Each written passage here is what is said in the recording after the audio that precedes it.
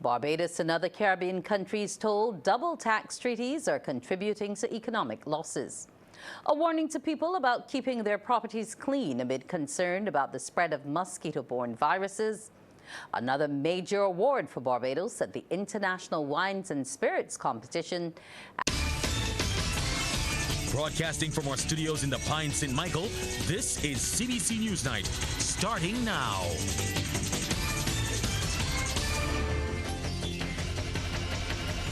Good evening and welcome to the CBC Newsnight. I'm Wendy Burke. The long delays for people waiting on results for CT scans at the QEH's Accident and Emergency Department should soon be reduced significantly. That's because the hospital has received a new CT scan machine. Chief Operations Officer Dr. Christine Grinid says it is going to be installed in the emergency room. She was speaking on CBC TV8's Morning Barbados. And in terms of quickness, in terms of waiting times, for example, for a CAT scan that's readily needed if someone is a possible stroke, for example, we're going to have that point of care right in the emergency room, and that person will not have to navigate the flow to radiology, which is quite a distance away. So we look forward to improving that services. There's concern bilateral double tax treaties are at the heart of the tax loss problem in Caribbean countries. It's coming from regional economist Marla Ducaran. She made the comments while delivering the 4th Owen Arthur Memorial Lecture. Rachel Agard reports. Ms. Ducaran says the more than 100-year-old, 3,000-strong bilateral double tax treaty network allows for the legal avoidance of taxes by foreign companies in developing countries. According to her, there's a study that shows capacity constraints and imperfect negotiation strategies in developing countries are exploited by capital exporting states, shielding multinationals from taxation. Another empirical study found that, on average, treaties with EU members impose more restrictions on developing nations' ability to tax foreign companies than do other OECD countries. In fact, the UK, Italy, France, and Germany have the most tax treaties with developing countries and have the largest concentration of treaties that restrict developing countries' ability to tax inward investment. Ms. Ducaran believes there will be no tax justice if all the so-called tax havens are eliminated globally, unless the unfair double tax treaties that exist between EU and OECD member states, and specifically the Global South, are renegotiated. According to the Tax Justice Network, OECD members are responsible for 78%, or $378 billion in annual global tax losses. It is these bilateral treaties that prescribe how taxing rights are divided and allow the legal avoidance of taxes. The OECD, the EU, and the USA, however, have employed their powerful propaganda machinery to deliberately misrepresent the true nature of the global tax loss problem by obfuscating the primal importance of the 100-year-old 3,000-strong double tax treaty network and the fact that OECD countries themselves are the world's most prolific tax havens. The economist says the majority of Caribbean countries have no voice at the United Nations on an important issue. This in itself represents a huge injustice, and I urge the UN to make an exception and give the colonized territories an opportunity to be heard.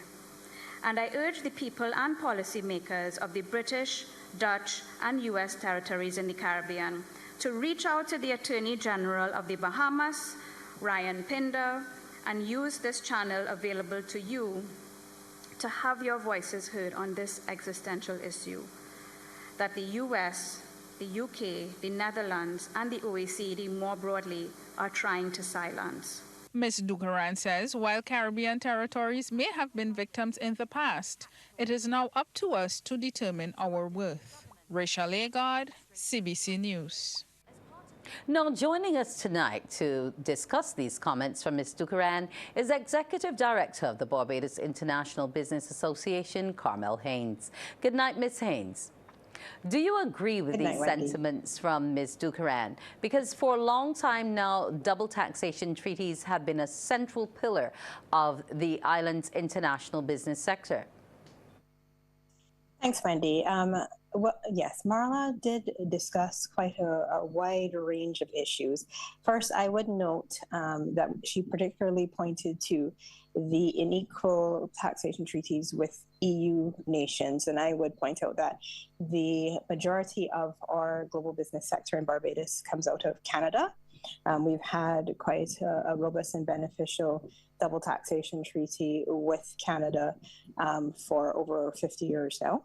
And so we have seen, I know that in the voiceover, they spoke about in terms of tax losses, but you would note that even though our global business sector in Barbados is only equates to about 10% of the businesses in Barbados, we actually provide about 70% of the corporate taxes, would have contributed close to $250 million in corporate taxes this year. In the first quarter, I believe the central bank would have pointed out.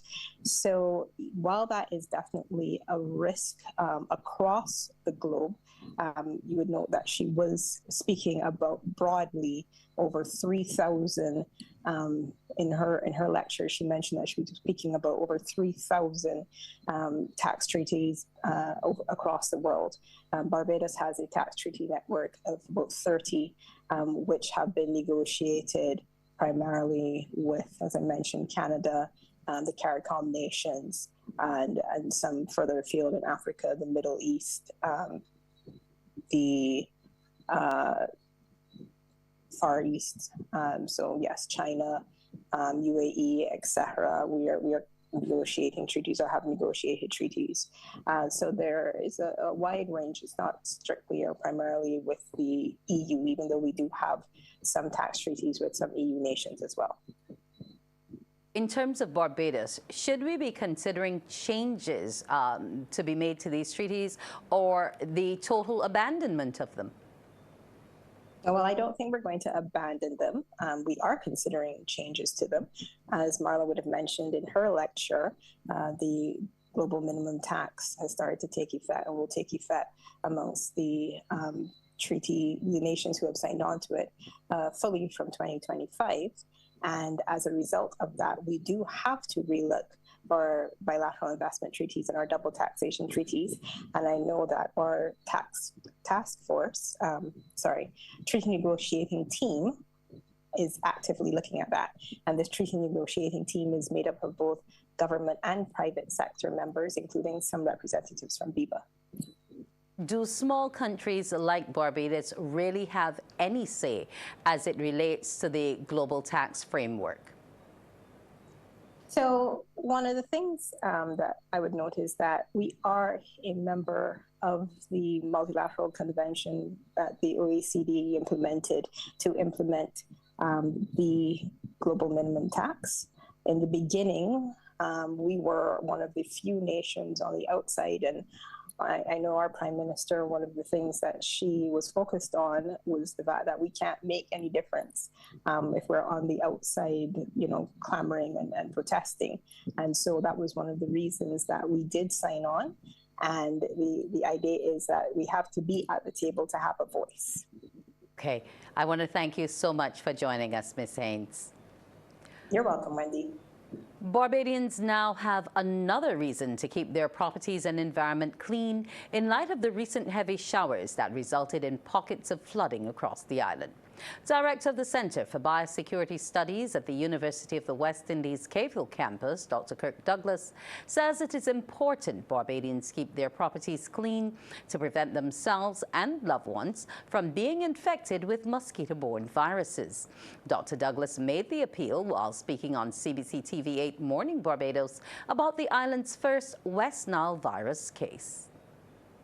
And also regarding your doors, your windows, if you can have the mosquito screens in your windows, I would strongly suggest that because of all of the different threats that we're seeing that these mosquitoes carry that are endangering our health. Then there's also the importance of climate. And we've seen recently, just yesterday, we had some very heavy downpours in the north of the island. So the infectious disease triangle that we have include the virus, which is the pathogen, you have the environment, and then you have the host, which is the humans like us. So depending on our behavior, because outside it being so hot, people have been opening up the windows, opening up the doors more often than they would. So you're going to see a lot more infections because people are going to be more exposed.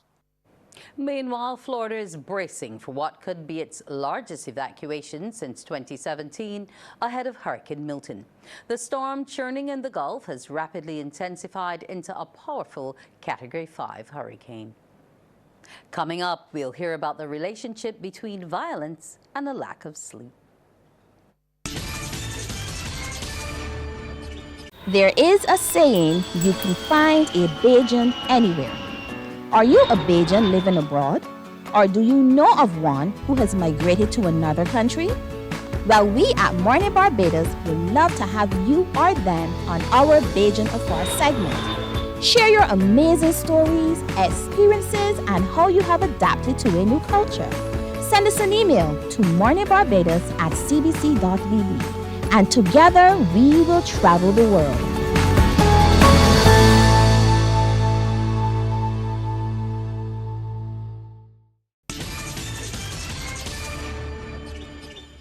A local naturopath suggests comprised sleep has a direct correlation with some of the violence being seen across the school system.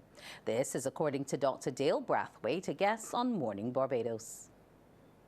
Currently in Barbados, we have a challenge where we would have had an early onset of violence in school. I would like to propose and suggest that it may have a genesis in lack of sleep. For example, we would have had a digital overdose of blue light, and in many instances, if a person is sleep compromised, rather than looking at conquering your day, you may think that you're not being conquered.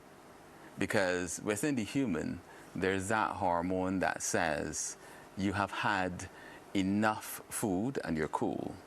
Then there's another one that says you need to eat some more. When individuals are not sleeping well, what happens is that those two hormones go out of whack. The time has come for Barbados to enhance its public health care system. This is according to former Minister of Health, Lieutenant Colonel the Most Honorable Jeffrey Bostic, who says there are a number of legacy items following the COVID-19 pandemic that must be implemented. And he suggests Barbados should move towards a national health care system shared between both public and private sectors. Lieutenant Colonel Bostic was speaking during the signing of his book, No Retreat, No Surrender, at Page's bookstore. There are some things that I think we need to emphasize, and I probably will do something on that, because there are things that should be implemented, we should start the implementation or the continuation of some of those activities, and I'll give you a few examples. I mean, I'm happy to see that the hospital is finally getting a data system, data record system, which will be utilized throughout the healthcare system eventually, because that was a serious problem, not being able to communicate between hospital and polyclinics and geriatric hospital and psychiatric hospital, private sector and public healthcare sector. Pork is already a major part of the Bajan culinary experience, but there are plans to further capitalize on its popularity. The announcement came at the third edition of the Barbados Pork Festival. Akeem Klinkett reports. Organizer Crispin Hackett says the festival, now in its third year, is a community event. He says they are looking at plans to make it even bigger. We have a tourism period, a tourism season, and during the lull period, you know, we always want to have things happening that people can come into our island as we aim to make sure that tourism is 24/7 or year round. In order to do that, we need to find things outside of that period to put on the calendar. Hence the Barbados Food and Rum Festival, for example, who partnered with us this year. That's another different thing as well, coming on board with the Port Festival, but things like that help to make sure that our island has something happening all the time. I received a message just maybe a week ago, and there's interest of having the Barbados Sport Festival in Ghana, and you know, we're having that continuous community relationship and cultural relationship between Barbados and Africa, and that's one of the avenues that I think that we can go in the future. Chef Craig had his own stall at the venue, but he also represents the Barbados Food and Rum Festival. He says the pork event has been moved to October and will now lead off the island's premier culinary festival. What they have done is they brought the two together because Barbados Pork Festival has been placed in the umbrella of Barbados Food and Rum Festival. Usually it's in November, but they brought the two together and put it in October. So this would be actually the first event in October for Food and Rum. So I mean, they've already saw the growth and the love for the event, and they brought it into Food and Rum. So I mean, it doesn't have to grow like, because now it is a part of it. And it wasn't all Barbadian chefs. One culinary expert from the British Virgin Islands flew in to showcase his skills. Ron Klein, the owner of Paradise Restaurants in BVI, says he will be also taking some ideas from this special event back home. It's giving me an idea. I can't tell you because I'll wait on that, but it's giving me an idea to do something like this. But it won't be at this scale, because as far as we don't have the population like Barbados does, but you know, it doesn't matter the scale. It's just to make that avenue and that ambience. I mean, this place come alive when it gets a little dark around 8 o'clock. The lighting and everything, it's really, really amazing. So over 2,000 people were estimated to have attended the event, and while the main focus was pork, there were other choices available for those who prefer other types of protein. Akeem Plinkett, CBC News.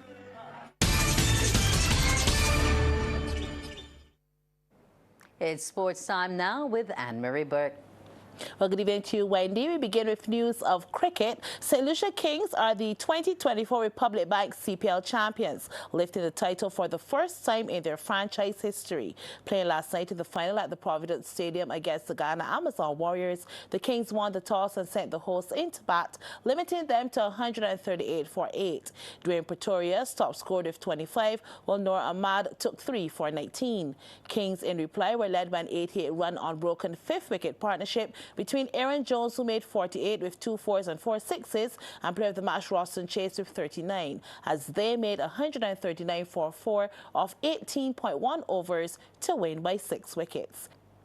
Well, the West Indies were bumped down to second place in Group B of the ICC Women's T20 World Cup today by England, who defeated South Africa at the Sharjah Cricket Stadium. South Africa women opted to bat first and posted 124 for 6, led by skipper Laura Wolvaert with 42, while player of the match Sophie Ecclestone took 2 for 15. England women replied with 125 for 3 and 19.2 overs. Now, the former West Indies women's fast bowler Shakira Salmon says the 2016 champions are currently sitting in a decent position of the ICC Women's T20 World Cup standings. The Windies have 1 loss and 1 win so far in the World Cup, but with only 2 teams qualifying for the semi-finals, Salmon believes the regional ladies must take it 1 game at a time on their quest for a second title. Knowing how the group is stacked, Salmon contends Thursday's match against Bangladesh is a must-win. They also want to win that game convincingly because net run rate could become the decider in this group should results not entirely go the way of West Indies, and should England and South Africa continue to win. So it could come down to net run rate. West Indies will need to commanding performance against Bangladesh, but it's not going to be easy. The last 2 times at World Cups back in 2018 and 2020, when West Indies met Bangladesh would have pushed them to their limits. Obviously, we know the strength of Bangladesh. It lies in their attack, their spin attack. And it will be a challenge for West Indies playing in Sharjah as well. Their first 2 games were in Dubai, where the ball bounces and carries through a lot more. In Sharjah, we know the ball will turn. And in the games that have been played there so far, the ball has been keeping really low, which will be a challenge for the West Indian batters. We know West Indian batters struggle with spin. So they will have to play positive. They will have to play smart cricket, especially against those mean spinners. Salmon also believes a lot rests on the shoulders of the batters to put up a solid total, especially given the type of spin bowling Bangladesh will bring to the match. But I expect them to continue to play positive cricket. I think we've heard Shane Dietz ask the girls to play a positive brand of cricket.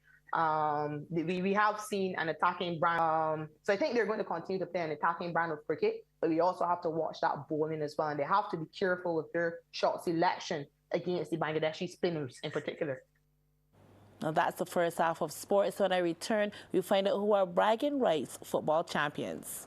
Looking forward to that, Anne-Marie. Up next on CBC's Newsnight, the Business Report.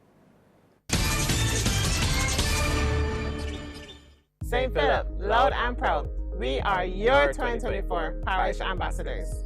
Did you know about Barbados' Child Protection Bill? The Child Protection Bill establishes procedures for a situation where a child leaves or is taken from a foster home or child care center. To ensure a safe return of the child, authorities can request a court order. This prompts an investigation into why they left and their placement in a secure location during the process. Once the investigation is complete, the child's future placement will be decided on. The Child Protection Bill is essential for providing all children with a safe environment and a promising future filled with hope and opportunities. Let's all protect the children of Barbados, the gems of our nation.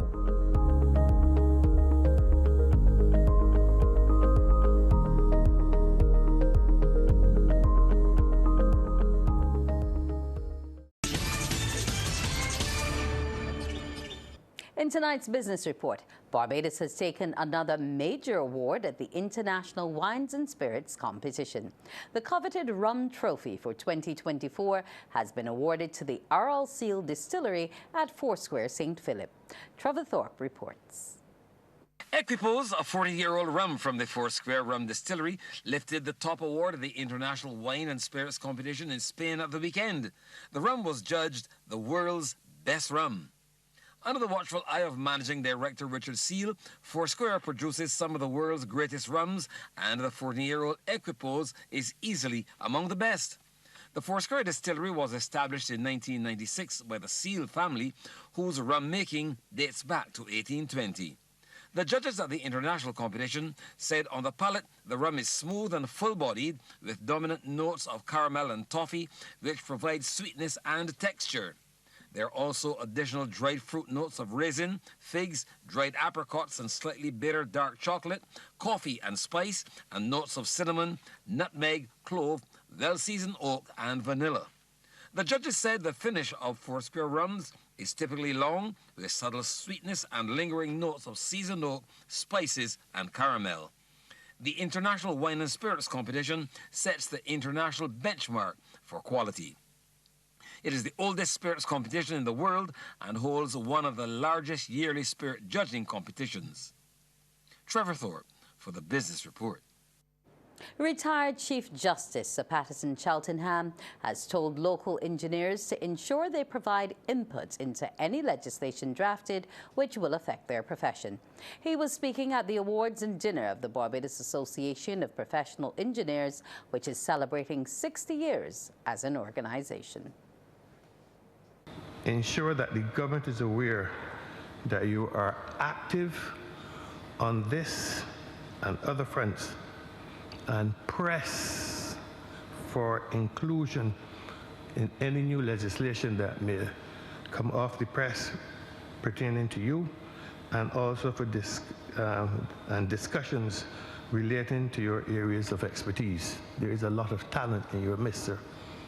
You cannot be silent. Here's how the stocks traded locally and regionally today. In Jamaica, Sagicor Group Jamaica Limited with 2,471,284 units was the volume leader, followed by Trans Jamaican Highway Limited and Sagicor Select Funds Limited Financial. In Trinidad and Tobago, First Caribbean International Bank Limited was the volume leader with 1,224,008 shares changing hands for a value of Trinidad and Tobago $8,628,883.05, followed by Grace Kennedy Limited.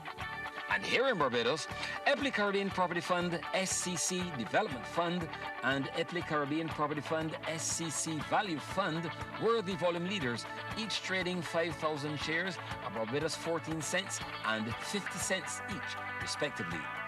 They were followed by Goddard Enterprises Limited. Well, that's it for business. We'll take a break and be back with the weather. The facts say Morning Barbados reaches an audience of over 50,000 and Newsnight reaches over 56,000. It's simple. When you advertise, you're getting your message to over 50,000 of your potential customers. Make the call to CBC Sales Department today and watch your business grow. Contact us at 467-5559 or email marketing@cbc.bb.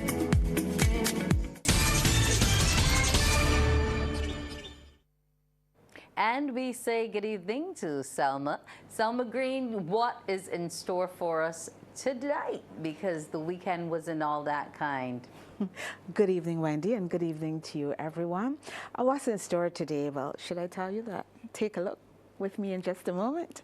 All right, we have quite a few systems in the area, but we had some showers today, mostly to the north of the island. A lot of them offshore. It was really hot, and the heated conditions will continue, but unstable conditions right now affecting the island chain. The Atlantic Ridge is rebuilding, so we might get a little bit of a reprieve from the heated conditions. And we are moving into that time of the year where it's becoming cooler. And of course, Hurricane Leslie has weakened. That system is not a threat to us here in the Eastern Caribbean. It was very warm today. Maximum temperature of 32 degrees Celsius. From that high of 32 degrees Celsius, the temperature dipped to 29 degrees Celsius around 6 o'clock.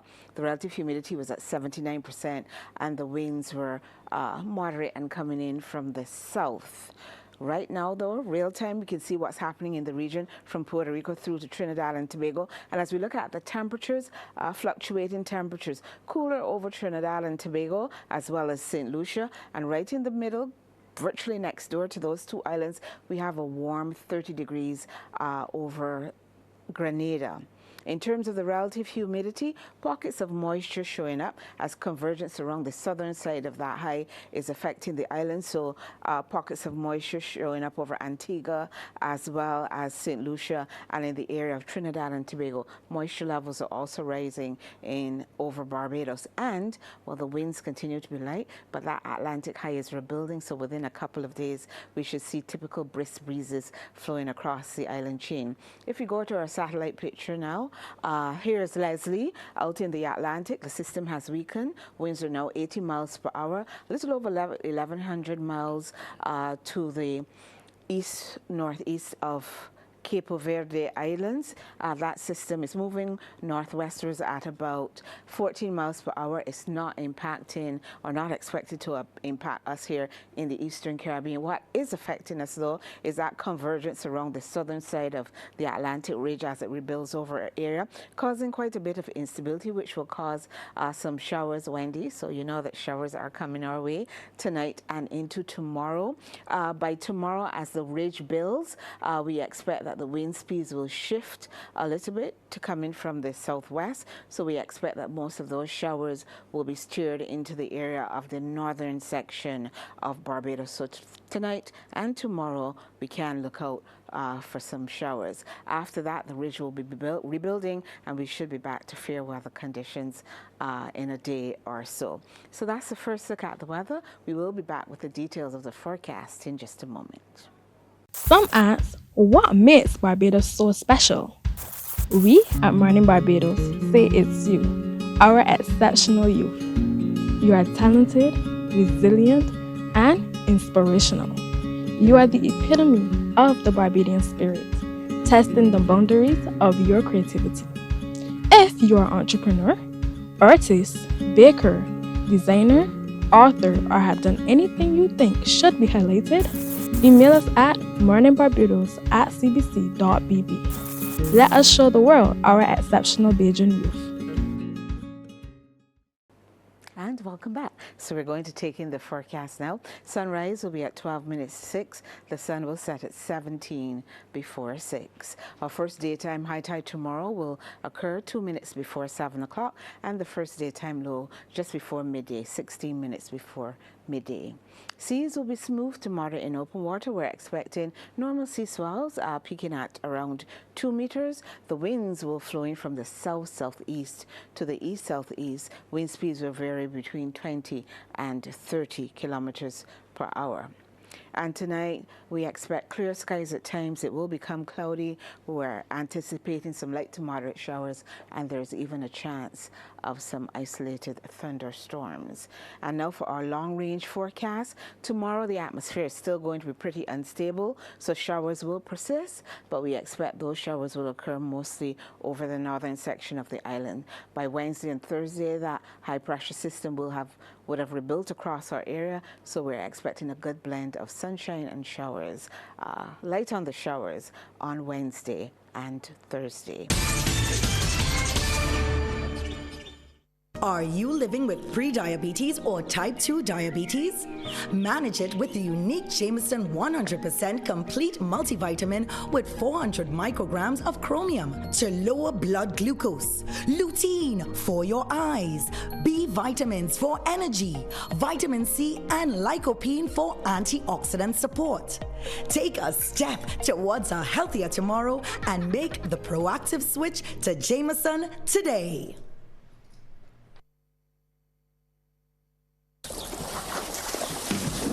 From the beautiful shores of the gem of the Caribbean, Barbados, home of the amazing Harrison's Cave, the tantalizing Oystins Bay Garden, our historic garrison, the indigenous road tennis, and the friendliest people in the world. We are 94.7 FM, the ultimate Bajan experience.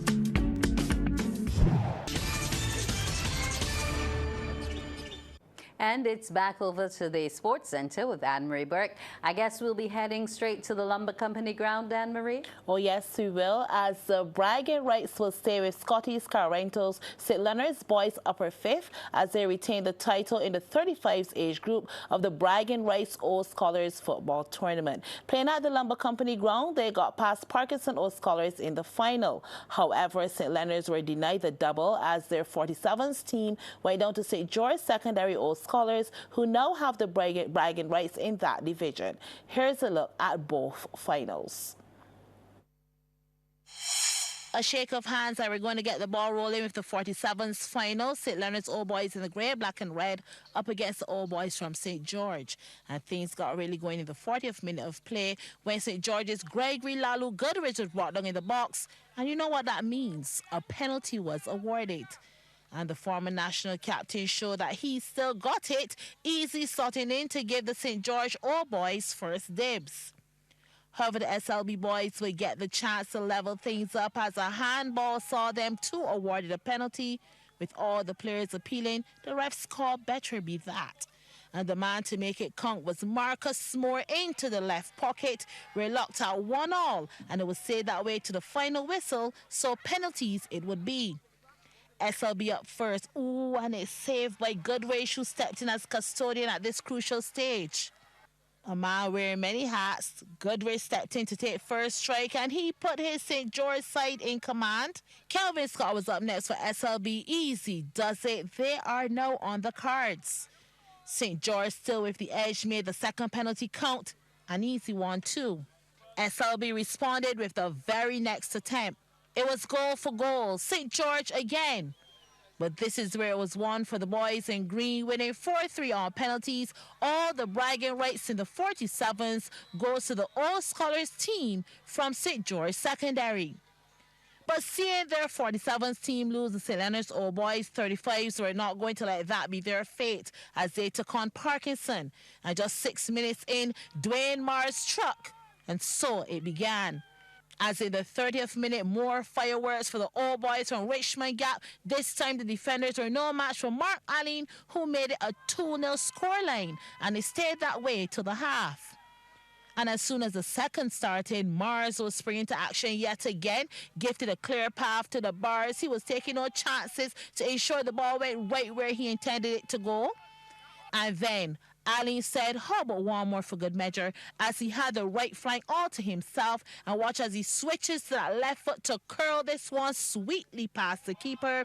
That's it. Bragging rights in the 35s goes to St. Leonard's boys, upper fifth. Final scoreline, 4-0 over Parkinson Old Scholars. The title is still theirs for keeps.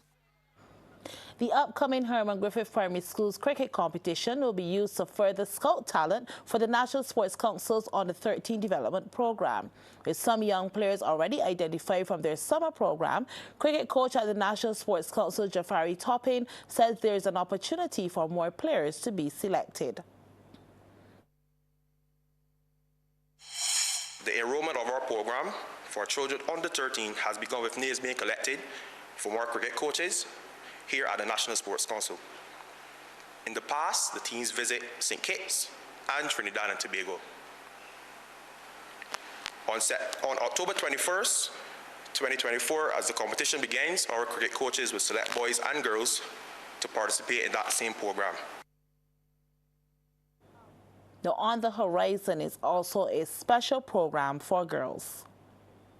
So we have two cricket coaches right now currently going to girls' schools in Barbados, myself and Mr. Donovan Lovell. We are looking to start a girls' program as well at Blenheim, hopefully right in the middle, probably week 5, 6, as we get some names together. But we are trying to get that program back up and running as well, or adding a girls' program to the National Sports Council. And that's it for sports. So back over to you, Wendy. Thank you so much, Anne-Marie. We'll return after the break. Some ask, what makes Barbados so special? We at Morning Barbados say it's you, our exceptional youth. You are talented, resilient, and inspirational. You are the epitome of the Barbadian spirit, testing the boundaries of your creativity.